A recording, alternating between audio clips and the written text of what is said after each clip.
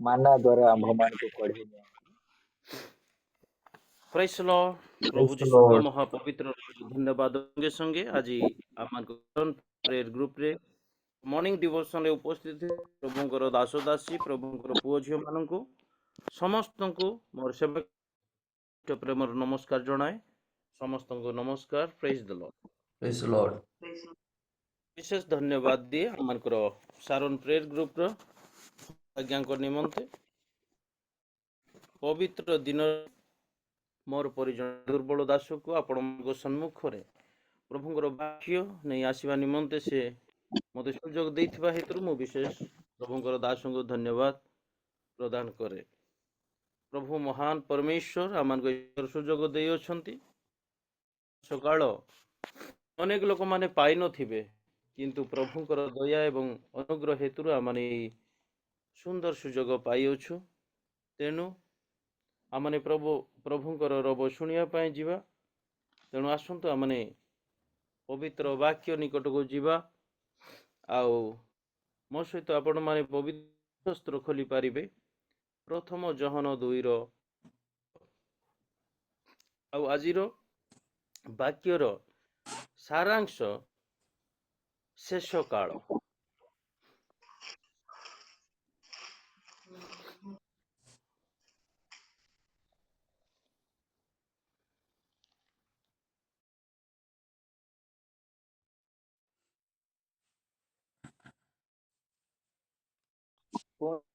ଖ୍ରୀଷ୍ଟାରେ ଆସିବ ପରି ଶୁଣିଥିଲ, ସେ ଯେ ଅନେକ ଖ୍ରୀଷ୍ଟାରେ ଉଠିଲେ। ଏତଦ୍ୱାରା ଆମ୍ଭେମାନେ ଜାଣୁଅଛୁ ଯେ ଶେଷ କାଳ ଉପସ୍ଥିତ। ପ୍ରେଜ୍ ଦ ଲର୍ଡ। ପଠିତ ଅଂଶରେ ବାତ କରନ୍ତୁ। କରିବା ମଙ୍ଗଳମୟ ସଦାପ୍ରଭୁ ଜୀବନ୍ତ ପରମେଶ୍ୱର, ଆମ୍ଭମାନଙ୍କର ବାକ୍ୟ ରୂପୀ ଈଶ୍ୱର, ତୁମ ପବିତ୍ର ନାମର ଧନ୍ୟବାଦ କରୁଛୁ ପିତ। ଯେଉଁ ଧର୍ମଶାସ୍ତ୍ର ପବିତ୍ର ବାକ୍ୟ ମାନେ ଆଲୋଚନା କରିବା ପାଇଁ ଯାଉଛୁ, ତୁମେ ଦୟା କର ପ୍ରଭୁ। ତୁମରି ପବିତ୍ର ବାକ୍ୟ ଦ୍ୱାରା ତୁମେ ମାନଙ୍କୁ କଥା କୁହ ପ୍ରଭୁ, ଯୋଉ ଦ୍ୱାରା ଆମେ ରହିବୁ ପ୍ରଭୁ, ତୁମର ଗୌରବ ପାଇଁ ବଞ୍ଚିବୁ। ଏଥିପାଇଁ ତୁମେ ଆମମାନଙ୍କୁ ସାହାଯ୍ୟ କର ବୋଲି ପ୍ରାର୍ଥନା କରୁଛୁ। ମଙ୍ଗଳମୟ ସଦାପ୍ରଭୁ ପରମେଶ୍ୱର, ଏ ପ୍ରାତଃ ସମୟରେ ତୁମରି ବାକ୍ୟକୁ ଯାଉଛୁ ପ୍ରଭୁ। ତୁମେ ସ୍ୱୟଂ ମଧ୍ୟରେ ପ୍ରଭୁ ତୁମରି ବାକ୍ୟକୁ ତୁମେ ଜଣାଅ। ପବିତ୍ର ଆତ୍ମା ଈଶ୍ୱର, ତୁମେ ବକ୍ତା ଏହି କଥା କୁହ ପ୍ରଭୁ। ମୁଁ ଅଯୋଗ୍ୟ ଧୂଳି ମାତ୍ର ମନୁଷ୍ୟ ସମର୍ପିତ ହେଉଛି ପ୍ରଭୁ। ତୁମେ ମୋତେ ଅଭିଷେକରେ ପୂର୍ଣ୍ଣ କର। ମୋର ଅଷ୍ଟାଧର ଜିହ୍ବାକୁ ତୁମେ ପବିତ୍ର ସୂଚି କର ଏବଂ ତୁମରି ବାକ୍ୟ ପ୍ରଭୁ ତୁମେ କୁହ, ଯଦ୍ୱାରା ମୋର ଭାଇ ଭଉଣୀମାନେ ଆମ ବାକ୍ୟ ଶୁଣିବ ପ୍ରଭୁ। ଏଥିପାଇଁ ଦୟା ପ୍ରଭୁ ବାକ୍ୟରୁ ପ୍ରଭୁ ଯୀଶୁଙ୍କ ନାମରେ ପ୍ରାର୍ଥନା ପିତା, ଆମେନ୍। ପ୍ରଭୁଙ୍କର ମହାପବିତ୍ର ନାମର ଧନ୍ୟବାଦ ହେଉ। ମାନେ ପାଠ କରୁଛୁ, ହେ ବୈଶ୍ୟଗଣ, ଶେଷ କାଳ ଉପସ୍ଥିତ, ପୁଣି ଖ୍ରୀଷ୍ଟାରେ ଆସିବ ବୋଲି ତୁମେମାନେ ଯେପରି ଶୁଣିଥିଲ, ସେହି ପୂର୍ବେ ମଧ୍ୟ ଅନେକ ଖ୍ରୀଷ୍ଟ ଥିଲେଣି। ଏତଦ୍ୱାରା ଆମେ ଜାଣୁ ଯେ ଶେଷ କାଳ ଉପସ୍ଥିତ। ଆଜିର ପ୍ରସଙ୍ଗ ଶେଷ। ଦିନେ ଫାରୁସୀ ଶାସ୍ତ୍ରୀ ମାନେ ମଧ୍ୟ ପ୍ରଭୁ ଯୀଶୁଙ୍କୁ କିଛି ଚିହ୍ନ ମାଗିଲେ। ଆଉ ସେହି ସମୟରେ ପ୍ରଭୁ କହିଲେ, ଯେତେବେଳେ ସକାଳ ହୁଏ, ଯେତେବେଳେ କି ମେଘୁଆ ହୁଏ, ତୁମେ ଏଇଟା ବର୍ଷା ଆସିବ ବୋଲି ଜାଣିଥାଅ। ଆଉ କାଳ ବିଷୟରେ ମଧ୍ୟ ତୁମେ ଜାଣିବା ନିହାତି ଆବଶ୍ୟକ ବୋଲି ପ୍ରଭୁ କହିଲେ।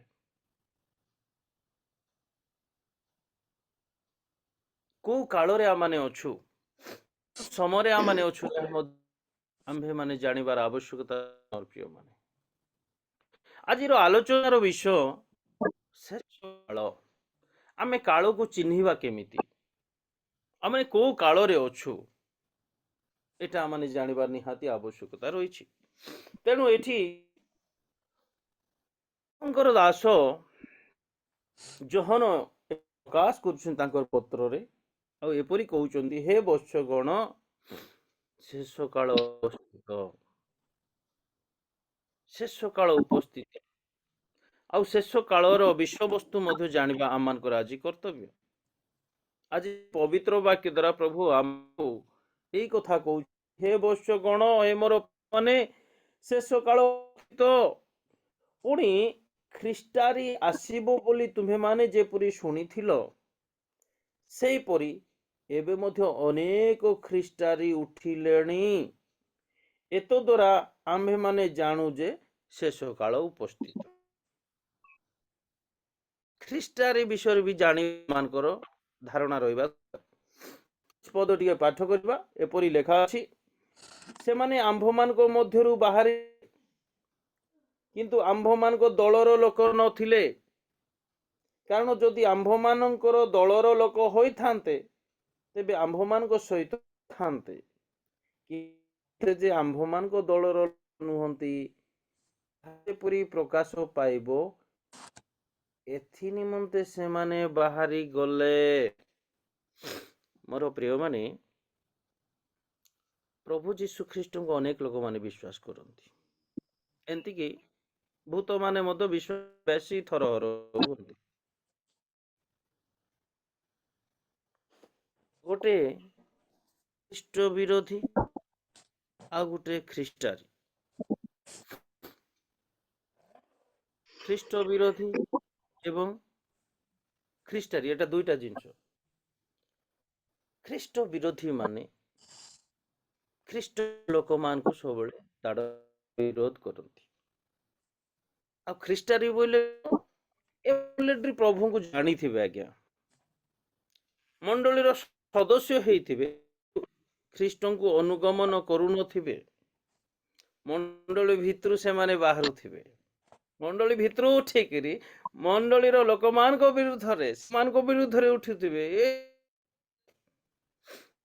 ଖ୍ରୀଷ୍ଟ ବିରୋଧୀ ମାନେ ବେଳେ ସେମାନେ ବିରୋଧ କରିବେ, କିନ୍ତୁ ଖ୍ରୀଷ୍ଟାରୀ ମାନେ ସାଙ୍ଗରେ ରହିକିରି ସେମାନେ ବିରୋଧ କାର୍ଯ୍ୟ କରିବେ। ଦେଖନ୍ତୁ, ସ୍ପଷ୍ଟ ଭାବରେ ଲେଖା ଅଛି 19 ପଦ, ସେମାନେ ଆମ୍ଭମାନଙ୍କ ମଧ୍ୟରୁ ବାହାରିଲେ। ଆମର ଭିତରୁ ଏକା ବାହାରିବେ ଖ୍ରୀଷ୍ଟାରୀ ମାନେ, କିନ୍ତୁ ଆମ୍ଭମାନଙ୍କର ଲୋକ ସେମାନେ ନଥିଲେ। ଆମ୍ଭମାନଙ୍କ ଦଳ ଲୋକ ବୋଲି, କିନ୍ତୁ ଦଳର ଲୋକ ଥିଲେ, ମାନେ ଦଳ ମଧ୍ୟରେ ବି ସେମାନେ ଥିଲେ। କାରଣ ଯଦି ଆମ୍ଭମାନଙ୍କ ଦଳର ଲୋକ ହୋଇଥାନ୍ତେ, ତେବେ ଆମ୍ଭମାନଙ୍କ ସହିତ ରହିଥାନ୍ତେ। କିନ୍ତୁ ସମସ୍ତେ ଯେ ଆମ୍ଭମାନଙ୍କ ଲୋକ ନୁହନ୍ତି, ଯେପରି ପ୍ରକାଶ ପାଇବ, ଏଥିନି ମତେ ସେମାନେ ବାହାରେ। ଅନେକ ଲୋକମାନେ ମଣ୍ଡଳୀକୁ ଆସନ୍ତି। ମଣ୍ଡଳୀର ପାଳକ ଆଜ୍ଞା ମାନେ ମଧ୍ୟ ବହୁତ ଦୁଃଖ କରନ୍ତି। ବିଶ୍ୱାସୀ ଭାଇ ଭଉଣୀ ମାନେ, ଶିଷ୍ୟ ଶିଷ୍ୟା ମାନେ ମଧ୍ୟ ବହୁତ ଦୁଃଖ କରନ୍ତି। ଆସିଥିବେ, ମଣ୍ଡଳୀର ଅଙ୍ଗୀକାର ହେଇଥିବେ, ନେଇଥିବେ, ବାପ୍ତିସ୍ମ ଥିବେ, ମଣ୍ଡଳ କାର୍ଯ୍ୟ ରହିଥିବେ, କିନ୍ତୁ ଶେଷ ପର୍ଯ୍ୟନ୍ତ ସେମାନେ ରହିପାରିବେ ନାହିଁ। ପରମୁହୂର୍ତ୍ତରେ ସେମାନେ ମଣ୍ଡଳୀ ଭିତରୁ ବାହାରି ଯିବେ ଏବଂ ସେ ମଣ୍ଡଳୀ ବିରୁଦ୍ଧରେ ସେମାନେ ଉଠିବେ। ଏମାନେ ହଉଛନ୍ତି ଖ୍ରୀଷ୍ଟାରୀ। ଆଉ ଖ୍ରୀଷ୍ଟ ବିରୋଧୀକୁ ଆପଣ ମାନେ ତ ଭଲ ଭାବରେ ଜାଣିଛନ୍ତି, ବୁଝେଇବାର କିଛି ଆବଶ୍ୟକତା ନାହିଁ। ତେଣୁ ଏଠି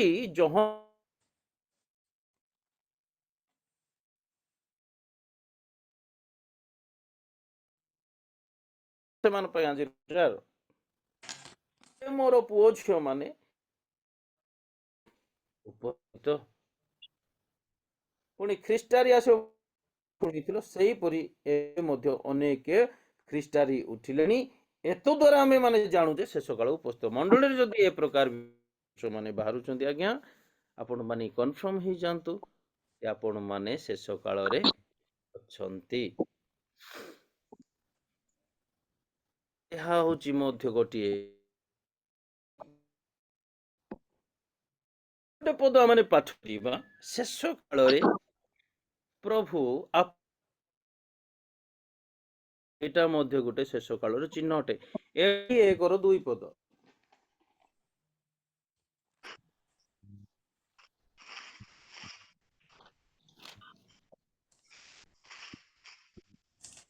ପଢନ୍ତୁ। ଏଭ୍ରି 1:1।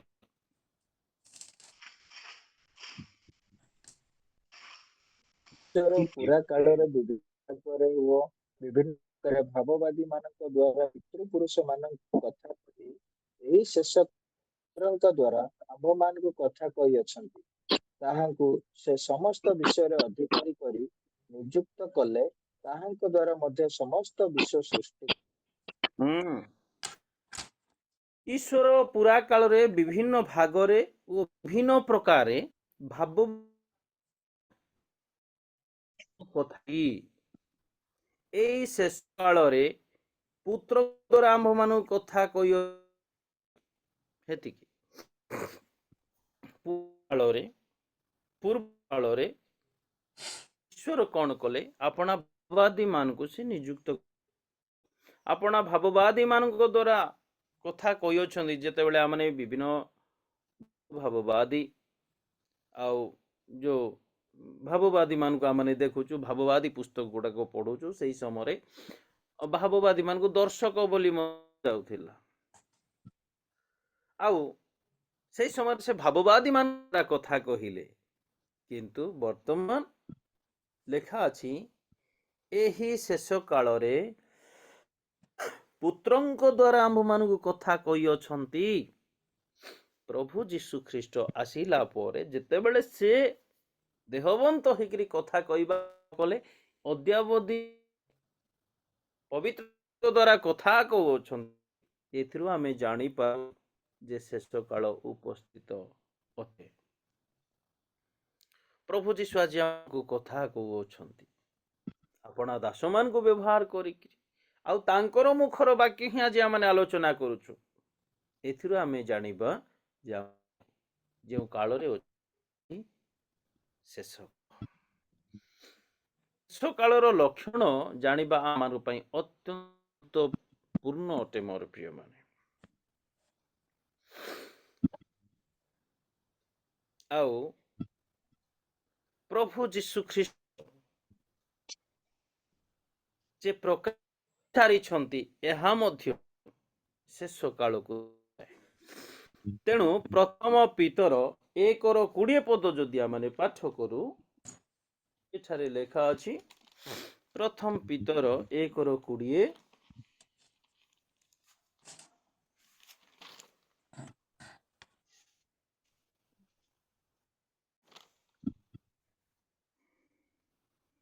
ସେ ଜଗତର ପତନ ପୂର୍ବରୁ ନିରୂପିତ ହୋଇ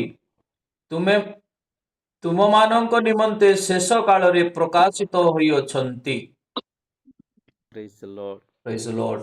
ଏଠି ଲେଖା ଅଛି ମାନେ ଯୀଶୁ ଖ୍ରୀଷ୍ଟ ପତନ ପୂର୍ବ ନିରୂପିତ ହୋଇ ତୁମ୍ଭମାନଙ୍କ ନିମନ୍ତେ ଶେଷ କାଳରେ ପ୍ରକାଶିତ ହୋଇଅଛନ୍ତି। ଜଗତ ପତନ ହେଲା ଯୋଉଦିନ ଆମ୍ଭମାନଙ୍କର ଆଦି ପିତା ମାତା ପାପ ପଡ଼ିଗଲେ ପତନ ହେଇଗଲା ପାପ ପତିତ ହେଇଗଲା ଆଉ ସେଇ ଦିନ ଠାରୁ ହିଁ ପିତା ପରମେଶ୍ୱର ଏକ ନିରୂପିତ ସମୟ ବାହାର କଲେ ନିରୂପଣ କଲେ ଯେ ମୋର ଅଦ୍ୱିତୀୟ ପୁତ୍ରଙ୍କୁ ଜଗତକୁ ପଠେଇ ଆଉ ଯେଉଁମାନେ ଯେଉଁ ମୋର ସୃଷ୍ଟ ମନୁଷ୍ୟ ମାନେ ଆଜି ପାପରେ ପତିତ ହେଇଗଲେ ଏମାନଙ୍କୁ ଉଦ୍ଧାର କରିବା ପାଇଁ ମୁଁ ଆପଣର ଅଦ୍ୱିତୀୟ ପୁତ୍ରଙ୍କୁ ମୋର ବାକ୍ୟ ଦେହବନ୍ତ କରେଇବି ସେଦିନ ହିଁ ପିତା ପରମେଶ୍ୱର ନିରୂପଣ କଲେ।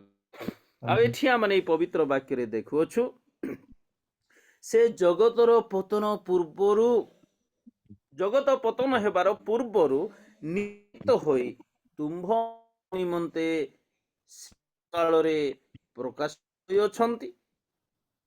ଆଉ ଏଠି ଲେଖା ଯେ ଯେଉଁ ତାଙ୍କୁ ମୃତମାନଙ୍କ ମଧ୍ୟରୁ ଉଠାଇ ଗୌରବାନ୍ୱିତ କରିଅଛନ୍ତି ସେଇ ଈଶ୍ୱରଙ୍କ ଠାରେ ତୁମ୍ଭେମାନେ ତାହାଙ୍କ ଦ୍ୱାରା ବିଶ୍ୱାସ କରୁଅଛ ଏଣୁ ଈଶ୍ୱର ତୁମମାନଙ୍କର ବିଶ୍ୱାସ ଓ ଭରସାର ସ୍ଥଳ ଅଟନ୍ତି। ଯୀଶୁଙ୍କ ବିଷୟରେ ଲେଖା ଅଛି ଆମମାନଙ୍କ ନିମନ୍ତେ ଜଗତ ମଧ୍ୟ ଦେହବନ୍ତ ହେଲେ ଏବଂ ମୃତ୍ୟୁଭୋଗ କରି ପୁନରୁତ୍ଥିତ ହେଲେ। ତେଣୁ ପ୍ରଭୁ ଯୀଶୁ ଖ୍ରୀଷ୍ଟଙ୍କୁ ସେଇ ଜଗତକୁ ପଠାଇବା ପାଇଁ ପିତା ପରମେଶ୍ୱର ନିରୂପଣ କଲେ ଏବଂ ଉପଯୁକ୍ତ ସମୟରେ ପ୍ରଭୁ ଯୀଶୁ ଏ ଜଗତ ମଧ୍ୟରେ ପ୍ରକାଶିତ ହେଲେ ସେଟା ହଉଛି କାଳ। ଯଦି ଜଗତ ଅନ୍ତିମ ପର୍ଯ୍ୟାୟରେ ଅଛି ଶେଷ ପର୍ଯ୍ୟାୟରେ ଅଛି ମୋର ପ୍ରିୟ ମାନେ ଆଉ ଏଇ ଶେଷ ପର୍ଯ୍ୟାୟରେ ପ୍ରଭୁ ଆପଣା ପୁତ୍ରଙ୍କ କଥା କହୁଛନ୍ତି ତେବେ କେଉଁ ବିଷୟରେ କଥା କହୁଛନ୍ତି ସେଇ ବିଷୟରେ ମନୋଯୋଗୀ ହେବା ଆମଙ୍କର ନିତାନ୍ତ ଆବଶ୍ୟକ ଅଟେ। ଆହୁରି ମଧ୍ୟ ସକାଳ କେମିତି ଆମେ ଜାଣିବା ପିତର 3:3 ପଦ। ଅନେକ ପରିହାସକ ଲୋକମାନେ ଉତ୍ଥିତ ହେବେ। ଏଥିରୁ ମଧ୍ୟ ଆମେ ଜାଣିବା ଯେ ଏହାଟା ହଉଛି ଶେଷ କାଳ। 2 ପିତର 3 ଜ୍ଞାତ ହୁଅ ଯେ କାଳରେ ଆପଣ ଅଭିଳାଷରେ ଆଚରଣକାରୀ ପରିହାସକ ଲୋକ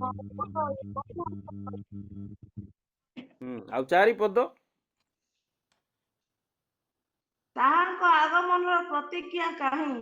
କାରଣ ପିତୃପୁରୁଷ ପ୍ରାପ୍ତ ହେବା ସମୟଠାରୁ ଏ ପର୍ଯ୍ୟନ୍ତ ସମସ୍ତ ବିଷୟ ସୃଷ୍ଟିର ଆରମ୍ଭରେ ଯେପରି ଥିଲା ସେହିପରି ରହିଅଛି। ଦେଖନ୍ତୁ ମୋର ପ୍ରିୟମାନେ, ଏଠି ଆମେ ଦେଖୁଅଛୁ ପ୍ରଥମେ ଏହା ଜ୍ଞାତ ଯେ ଶେଷ କାଳରେ ଆପଣ ଆପଣା ଅଭିଳାଷ ଅନୁସାରେ ଆଚରଣକାରୀ ଲୋକେ ଉପସ୍ଥିତ ହୋଇ କହିବେ ତାଙ୍କ ମନର ପ୍ରତିଜ୍ଞା କାହିଁ? ଆଜିକୁ 2025 ବର୍ଷ ହେଇଗଲା। ପ୍ରଭୁ ଯୀଶୁ ଆସିବେ ଆସିବେ ମୋର ପୂର୍ବ ପିଢି ମାନେ ମଧ୍ୟ ଶୁଣୁଥିଲେ, ଯେଉଁମାନେ ପ୍ରଭୁଙ୍କୁ ଗ୍ରହଣ କରିଥିଲେ। ଏପର୍ଯ୍ୟନ୍ତ 2025 ବର୍ଷ ହେଇଗଲା, ତଥାପି ମଧ୍ୟ ଆମେ ଶୁଣୁଛୁ ପ୍ରଭୁଙ୍କର ଆଗମନ କାହିଁ। କିନ୍ତୁ ସେଥିମଧ୍ୟରୁ ଏଇଟା କହିବେ ଶେଷ କାଳେ ଆପଣ ଆପଣା ଅଭିଳାଷ ଅନୁସାରେ ଆଚରଣକାରୀ ପରିହାସକ ଲୋକ,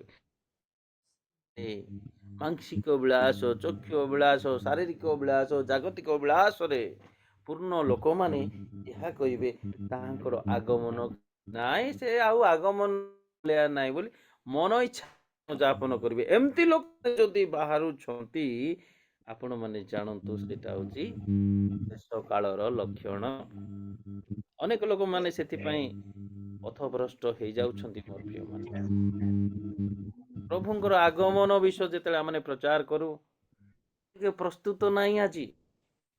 ଆଜି ବି ପାପରେ ଥିବେ, ମଣ୍ଡଳୀକୁ ମଧ୍ୟ ବାପ୍ତିସ୍ମ ନେଇଥିବେ, ପ୍ରଭୋଜନ ହେଉଥିବେ, ତଥାପି ଆଗମନ ବିଷୟ ମନରେ ନଥିବ। ହଁ, ଏମିତି ତ ଶୁଣୁଛୁ ବାକ୍ୟ, ଆଉ କେତେ ବାକ୍ୟ ଶୁଣୁଛୁ ଆଗମନ ବିଷୟ, ଆଉ ଆଗମନ କରୁନାହାନ୍ତି, କରିବେ ନାହିଁ। ମାନେ ଆଗମନର ନଲେଜ ହିଁ ନଥିବ, ମୁଣ୍ଡ କିଛି ନାହିଁ ବୋଲି ଆସ୍ତି କରୁଥିବେ। ଏ ପ୍ରକାର ଲୋକମାନେ ଯଦି ବାହାରୁଛନ୍ତି, ତାହେଲେ ଏଠି ବାଇବଲ କହେ ଶେଷ କାଳରେ ଅଭିଳାଷ ଅନୁସାରେ ଆଚରଣକାରୀ ପରିହାସକ ଲୋକେ ଉପସ୍ଥିତ ହୋଇ ପରିହାସ କରିବେ। ଏମିତିକି ଆଗମନ ବିଷୟରେ କହିବା ଲୋକ ମଧ୍ୟ ସେମାନେ ପରିହାସ କରିବା ପାଇଁ ପଛ ଘୁଞ୍ଚା ଦେବେ ନାହିଁ। ଏ ଆପଣ ମାନେ ବୁଝୁଛନ୍ତି ତାହେଲେ ଜାଣନ୍ତୁ, ବା ଏପରି ଲୋକମାନେ ଯଦି ଅଛନ୍ତି ତାହେଲେ ଜାଣନ୍ତୁ ଯେ ଏଇଟା ମଧ୍ୟ ଗୋଟେ ଶେଷ କାଳର ଲକ୍ଷଣ ଅଟେ। ଆଉ ଗୋଟେ ବିଷୟ ଦେଖିବା ମୋର ପ୍ରିୟ ମାନେ, ଶେଷ କାଳ ଲକ୍ଷଣ ପ୍ରଭୁ ଚିହ୍ନ ଦେନ୍ତି। ପ୍ରଥମ ତିମୋଥୀ 3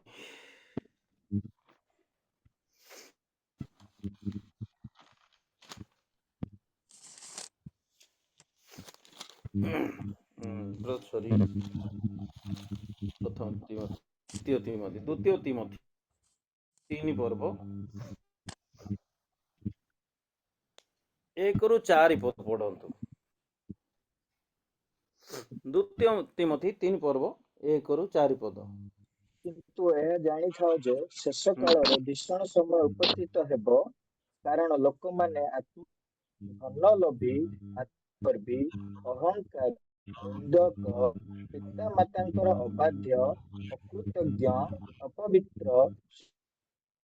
ଅମିଳନ ପ୍ରିୟ, ଅପବାଦକ, ଅଜିତେନ୍ଦ୍ରିୟ, ପ୍ରଚଣ୍ଡ, ଉତ୍ତମ ବିଷୟର ଘୃଣାକାରୀ, ବିଶ୍ୱାସଘାତକ, ଦୁଃସାହସୀ, ଦାମ୍ଭିକ ହେବେ, ଈଶ୍ୱର ପ୍ରିୟ ନ ହୋଇ ବିଳାସ ପ୍ରିୟ ହେବେ। 5 ପଦ ଟିକେ ପଢନ୍ତୁ। ସେମାନେ ଭକ୍ତିର ଦେଖ ଧରନ୍ତି, କିନ୍ତୁ ସେଥିର ଶକ୍ତିକୁ ଅସ୍ୱୀକାର କରନ୍ତି। ଏପରି ଲୋକମାନଙ୍କ ଠାରୁ ଅନ୍ତର ହୁଅ।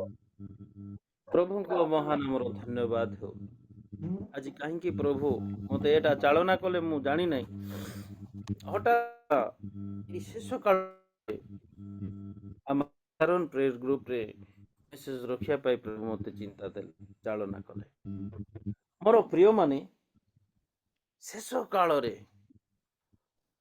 ଅଧର୍ମ କାର୍ଯ୍ୟ ଅନେକ କରିବେ। ଏଠି ପ୍ରେରିତ ପାଉଲ ତାଙ୍କର ପୁତ୍ର ନିକଟକୁ ଲେଖୁଛନ୍ତି, ତିମୋଥୀ ଏହି ପତ୍ର ଲେଖୁଛନ୍ତି। ଆଉ କହିଲେ, ଏହା ଜାଣିଥାଅ ଯେ ଶେଷ କାଳରେ ଭୀଷଣ ସମୟ ଉପସ୍ଥିତ ହେବ, ଭୟଙ୍କର ସମୟ ଉପସ୍ଥିତ ହେବ ଏ ଶେଷ କାଳରେ। ଆଉ ସେଇ ସମୟରେ ଲୋକମାନେ କଣ ଚିହ୍ନ ଗୁଡିକ ସେ ପୁରା ଲିଷ୍ଟ ଦେଲେ। ଶେଷ କାଳ କେମିତି ଜାଣିବ ଏଟା ତମେ? ଶେଷ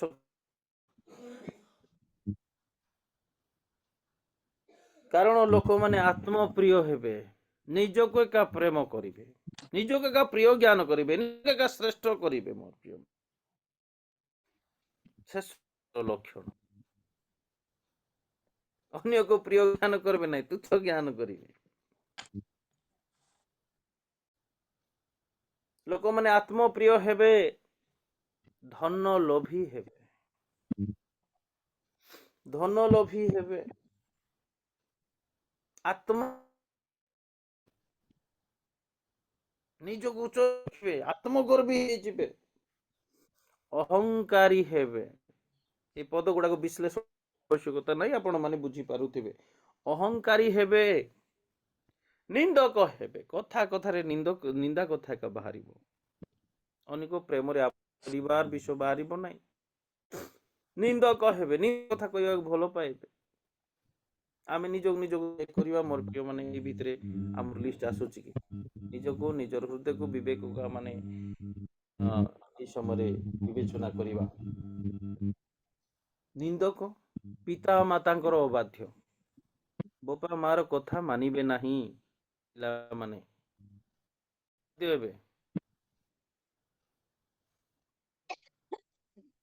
ତାପରେ ଅକୃତଜ୍ଞ,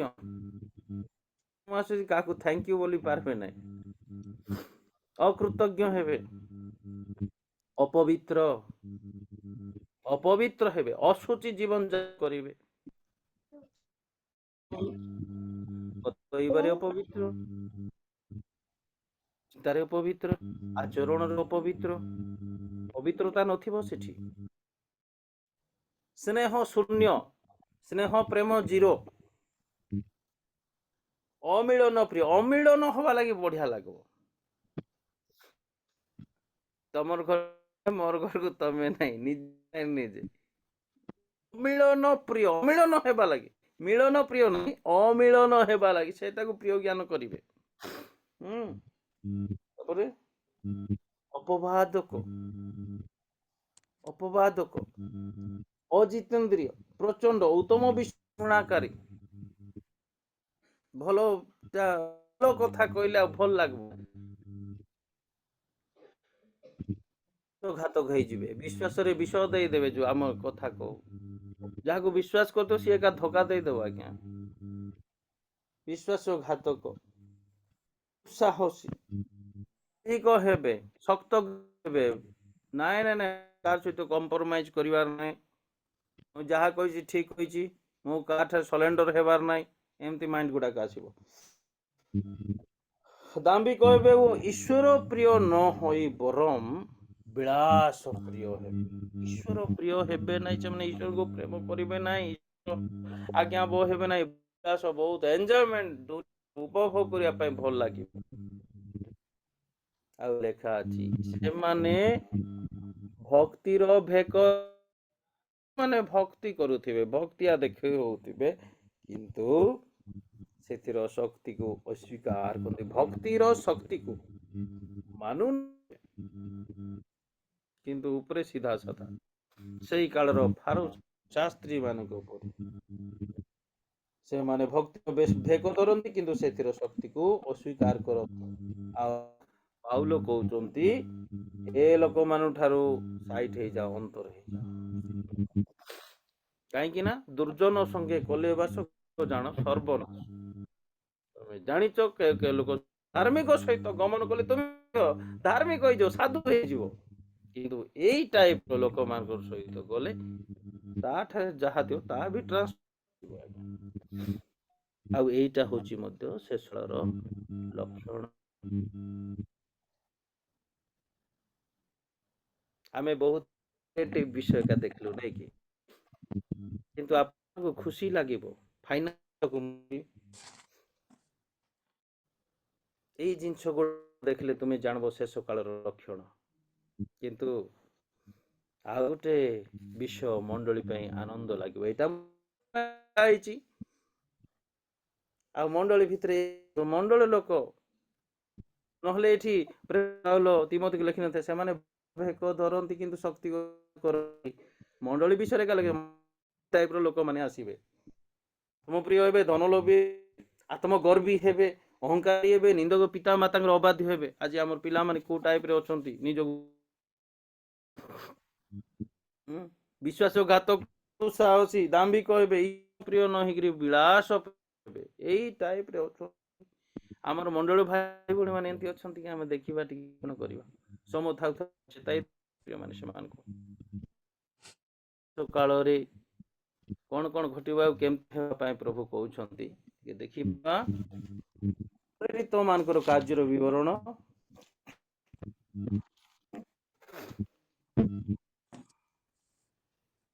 2 ପର୍ବ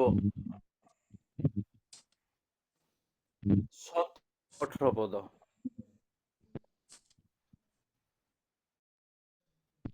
କଣ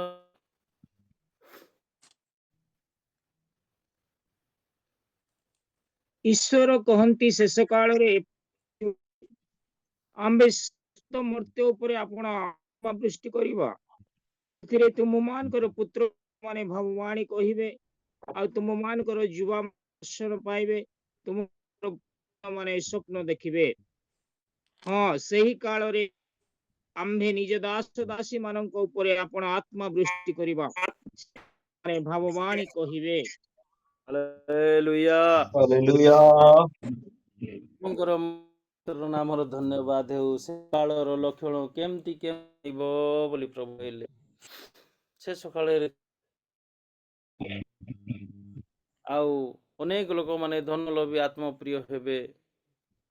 ଆଉ ଯଦି ପ୍ରଭୁ ଯଦି କଥା କହୁଅଛନ୍ତି ତାଙ୍କର ପୁତ୍ର ଦ୍ଵାରା, ତାଙ୍କର ପୁତ୍ରଙ୍କର ଶୁଣୁଅଛୁ, ଜାଣ ଯେ ତୁମେ ଶେଷ କାଳରେ ଅଛ। ଶେଷ କାଳରେ ଲୋକମାନେ କଣ କେମିତି ହେବେ ସେ ଲିଷ୍ଟ ଗୁଡାକ ଦେଖିଲୁ ମୋର ପ୍ରିୟ ମାନେ। କିନ୍ତୁ ଶେଷ କାଳରେ ଈଶ୍ୱରଙ୍କୁ ଭୟ ଲୋକମାନଙ୍କ ପାଇଁ ଏହା କହନ୍ତି, ଈଶ୍ୱର କହନ୍ତି, ଏ କଥା ଈଶ୍ୱର କହନ୍ତି। ଶେଷ ଏପରି ଘଟିବ ଯେ, ଏମିତି ଘଟିବ ଯେ ଆମ୍ଭେ ଉପରେ ଏଇ ପୃଥିବୀ ଉପରେ କଣ କରିବା, ଆପଣା ଆତ୍ମା ବୃଷ୍ଟି କରିବା।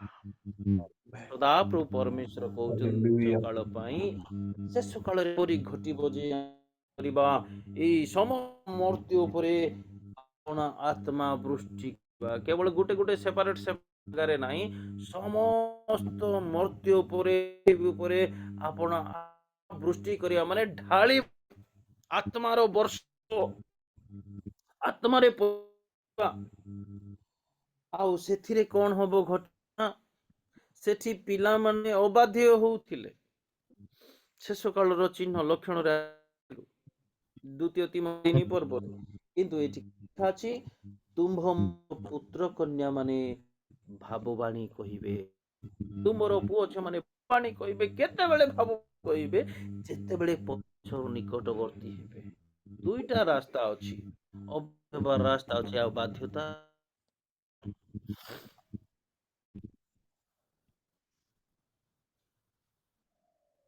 ଆଉ ତୁମ ମାନଙ୍କ ପୁତ୍ର କନ୍ୟା ମାନେ ଭାବବାଣୀ କହିବେ, ଆଉ ତୁମ ମାନଙ୍କ ଯୁବା ମାନେ ଦର୍ଶନ ପାଇବେ, ଦର୍ଶନ ପାଇବେ।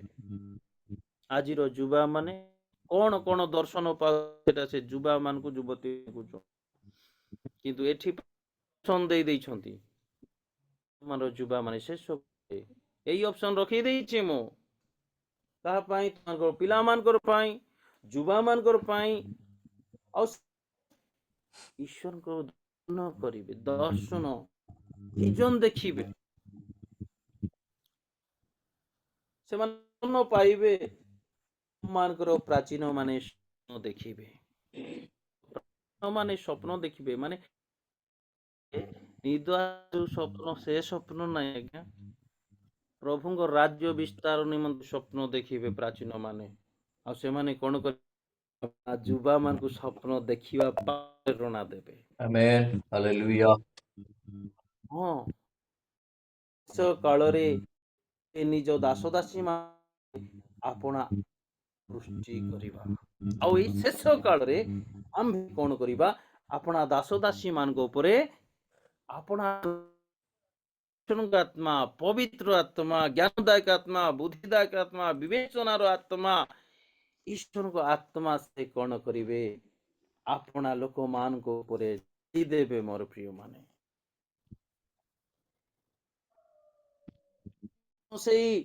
ସେହି ଆମ୍ଭେ ନିଜ ଦାସୀ ମାନଙ୍କ ଉପରେ ଆପଣ ଆତ୍ମା ବୃଷ୍ଟି କରିବା, ସେଥିରେ ସେମାନେ ଭାବବାଣୀ କହିବେ, ଈଶ୍ୱରଙ୍କ ଏପରି ବୃଷ୍ଟି କରିବେ। ବାକ୍ୟରେ ସପ୍ତ ଆତ୍ମା ଲେଖା ଅଛି। ସେ ଆତ୍ମା ଗୁଣ ଯଦି ଆମେ ଦେଖୁ, ଯିଶାୟ ଭାବବାଦୀଙ୍କର ପୁସ୍ତକରେ ପ୍ରାଞ୍ଜଳ ଭାବରେ ଲେଖା ଅଛି।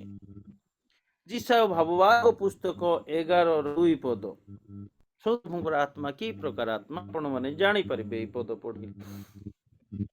ଲେଖା ଅଛି, ପୁଣି ସଦା ପ୍ରଭୁଙ୍କର ଆତ୍ମା, ପ୍ରଭୁ ଯୋଉ କହିଲେ ଆମ୍ଭର ଆପଣ ଆତ୍ମା ବୃଷ୍ଟି କରିବା, ସେ ଆତ୍ମା କଣ, ସଦା ପ୍ରଭୁଙ୍କର ଆତ୍ମା, ପବିତ୍ରମା, ଜ୍ଞାନ ଓ ବିବେଚନାର ଆତ୍ମା, ଜ୍ଞାନର ଆତ୍ମା। ଜ୍ଞାନ ପ୍ରାପ୍ତ ହେବା ଲୋକ ଅଜ୍ଞାନ କରିବ ନାହିଁ, ଆତ୍ମା।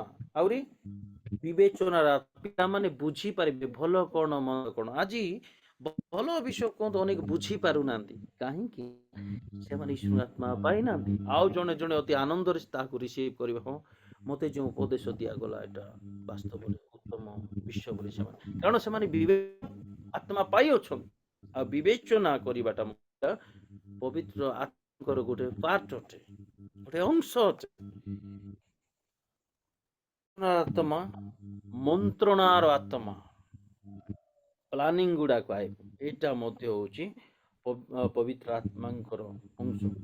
ଓ ପରାକ୍ରମର ଆତ୍ମା, ଶକ୍ତି, ବୁଦ୍ଧି ଓ ସଦାପ୍ରଭୁଙ୍କ ଭୟର ଆତ୍ମା ତାଙ୍କଠାରେ ଅଧିଷ୍ଠାନ କରିବେ। ମାନେ ପ୍ରଭୁ ଯୀଶୁଙ୍କ ଠାରେ ଯେଉଁ ଆତ୍ମା, ଏଇ ଆତ୍ମା ଗୁଡାକ ପ୍ରଭୁଠାରେ ଥିଲା, ପବିତ୍ର ଆତ୍ମାଙ୍କର ଯେଉଁ ଗୁଣ, ଆଉ ଏଇ ଆତ୍ମା ଆମେ କଣ କରିବା, ଶେଷ କାଳରେ ଯେତେବେଳେ ବୃଷ୍ଟି କରିବା ସମସ୍ତ ମର୍ତ୍ତ୍ୟ ଉପରେ, ସେ ଯୁବା ମାନେ ଦେଖିବେ, ପୁତ୍ର କନ୍ୟା ଭଗବାଣୀ କହିବେ, ଏବଂ ପ୍ରାଚୀନ ମାନେ ସ୍ୱପ୍ନ ଦେଖିବେ। ଆଉ ସେଇ କାଳରେ ଆମର ଦାସ ଦାସୀ ମାନଙ୍କ ଉପରେ ଆମେ ଯେତେବେଳେ ଆପଣ ଆତ୍ମା ବୃଷ୍ଟି କରିବା, ସେହି ସମୟରେ ସେମାନେ ମଧ୍ୟ ଭାବବାଣୀ କରିବେ।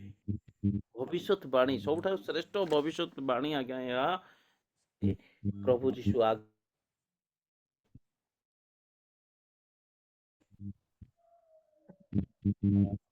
ଶେଷ ଉଦ୍ଦେଶ୍ୟ ହେଲା ବଡ ଭାବବାଣୀ କଣ, କାର ପକେଟ ରେ କେତେ, ଏଇଟା ଭାବବାଣୀ ନାହିଁ। ତମେ ଗୋଟେ ବିଲ୍ଡିଂ କରିବା ପାଇଁ ଯାଉଛ, ଏଇ ବାଣୀ ନାହିଁ ଆଜ୍ଞା, ଜଗତ ସମ୍ବନ୍ଧୀୟ ନୁହେଁ। ସେଦିନ ପ୍ରଭୁ ମଧ୍ୟ ସେଇ ସମୟରେ ତୁମେ କଣ ମାନଙ୍କ ରାଜା, ହଁ ଆପଣ କହୁଛନ୍ତି, କିନ୍ତୁ ମୋର ରାଜ୍ୟ ଜଗତ ସମ୍ବନ୍ଧୀୟ ନୁହେଁ।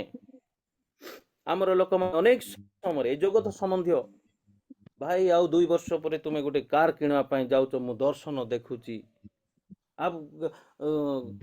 ବଡ ଗୋଟେ ବିଲ୍ଡିଂ କରିବା ପାଇଁ ଯାଉ, ଜଗତ ସମ୍ବନ୍ଧୀୟ ନାହିଁ, ଆକ୍ସେପ୍ଟ କରନ୍ତୁ ନାହିଁ।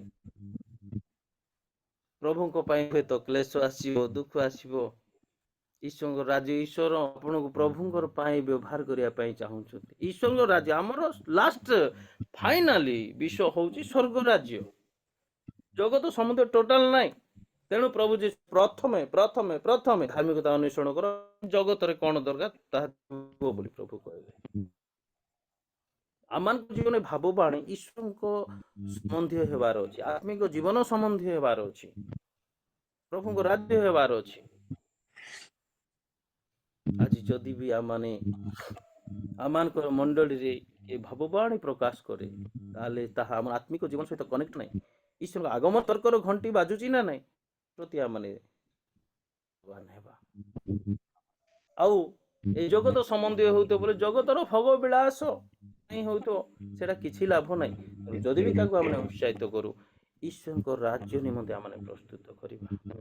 ତେଣୁ ମୋର ପ୍ରିୟ ମାନେ, ଲୋକ ଅନୁଗ୍ରହ କଲେ ମାନେ ସ୍ୱଳ୍ପ କାଳର ଲକ୍ଷଣ ଆଉ ଶେଷରେ ଲୋକମାନ ଚିନ୍ତାଧାରା କ'ଣ ହବ ଏବଂ ମଣ୍ଡଳୀ ପ୍ରତି ପ୍ରଭୁ କ'ଣ ଅପସନ୍ ରଖିଛନ୍ତି, ଆଉ ଶେଷ କାଳର ଲକ୍ଷଣ ମାନେ କୋଉ ଟାଇପ୍ରେ ଅଛୁ, କୋଉ ଅପସନ୍ରେ ଅଛୁ, ଏଇଟା ମଧ୍ୟ ଆମେ ନିଜକୁ ପରୀକ୍ଷା କରିବା। ଆମର ପିଲାମାନେ, ମଣ୍ଡଳୀର ଭାଇ ଭଉଣୀମାନେ କୋଉ ସ୍ଥାନରେ କୋଉ ଲେଭେଲରେ ଅଛନ୍ତି, ପ୍ରଥମରେ ଯାହା ଦେଖୁଥିଲୁ ସେ ଲେଭେଲ, ନା ଶେଷରେ ପ୍ରଭୁ ଯୋଉ ଅପସନ୍ ରଖିଛନ୍ତି ମଣ୍ଡଳୀରେ ଆତ୍ମା ବୃଷ୍ଟି କରି, ପ୍ରାଚୀନ ମାନେ ସ୍ୱପ୍ନ ଦେଖିବେ, ଯୁବାମାନେ ଦର୍ଶନ ଦେଖିବେ, ଆମ୍ଭର ଦାସ ଦାସୀ ମାନେ ଭାବବାଣୀ କହିବେ, ଏଇ ଅପସନ୍ରେ ଅଛନ୍ତି କି ମାନେ ପ୍ରସ୍ତୁତ କରିବା ଶେଷ କାଳ। ପ୍ରଭୁ ଆଜିର କାଳର ଅନୁଚିନ୍ତା ଉପରେ ଆମର ପ୍ରତ୍ୟେକଙ୍କୁ ବାହୁଲ୍ୟ ଭାବରେ ଆଶୀର୍ବାଦ କରନ୍ତୁ। ସୁଯୋଗ ଦେଇଥିବା ଫାଷ୍ଟ ଆଜ୍ଞାଙ୍କୁ ସମସ୍ତଙ୍କୁ ପ୍ରେଜ୍ ଦ ଲର୍ଡ। Praise the Lord.